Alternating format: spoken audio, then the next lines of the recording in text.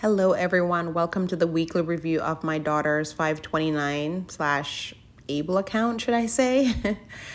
The reason why I'm saying that is because I actually went ahead and opened an Able account. I know in my last video I mentioned that I was feeling very emotional about opening an Able account because it just feels like I'm solidifying that my daughter is no longer on a neurotypical child's path, which of course I've known for at least a year or two now, but it is still really heartbreaking to think that. But anyway, I pushed through that fear and I went ahead and opened the Able account. Originally, I was planning to open it at some point, maybe mid next year or closer to the end of 2024, but I just went ahead and did it. I'm just that type of person, and let me know if you're the same way as well, where I set my mind to something and I might have a future date for it, but if there's an opportunity to do it now, I just go ahead and do it now. So what should have happened in 2024 happened in 2023, which is great. It's not like a bad thing. But ABLE stands for Achieving a Better Life Experience, and it's an investment slash checking account for individuals with disability. So given my daughter does have a severe disability, it makes more sense long term for her to have an ABLE account versus a 529. But there's a whole conversion process that I need to go through to move all the money from the 529 to the ABLE account tax-free. So for the year 2023, I'm able to move a maximum of $17,000 from the 529 to the ABLE account without any tax penalty. And then in 2024, I believe the maximum limit will stay the same. So I plan to move the remaining balance on the 529 to the ABLE account in January of 2024. So let me just pop over really quick on the ABLE website to show you what the account looks like. They don't have an app, so it's on a website, so it looks a little funky, but I just wanted to share with you all what it looks like. So this is her ABLE account. As you see here, it's the New York ABLE. The current balance on it is $25.53. I have all money invested in the aggressive option. They give you a couple different options. You can do like moderate, you could do all checking account. I just went with aggressive. My daughter is 4.5 years old. She has time, so I just want this account to invest aggressively. I did go ahead and put in $25 just to like open the account, get it started up, and all of that. And you see I made 53 cents on it already, so this is this is really good. But this is just to show you what the ABLE account looks like. Again, they don't have an app, so it doesn't translate well on screen, but you see all the critical information, which is what did I contribute and what's the balance on the account. So once all the money's moved over 100% here, I will start going forward, just making videos about her ABLE account and my weekly deposits. But until then, I'll be toggling between the 529 and the ABLE account.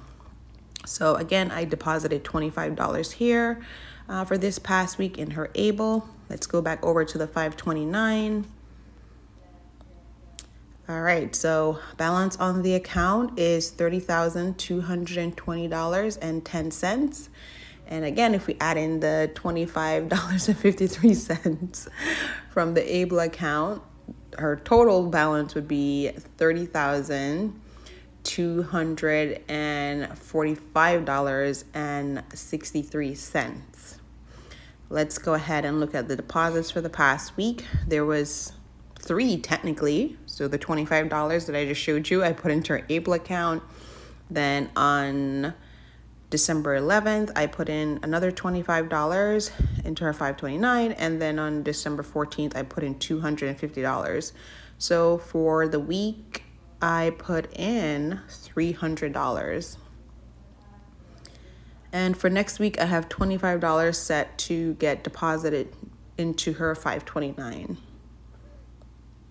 Year-to-date contributions for 2023 is $11,175, which is awesome. I'm going to keep on putting money towards this amount. So Just beyond proud of where it is, but just going to keep on investing every single week like I always do.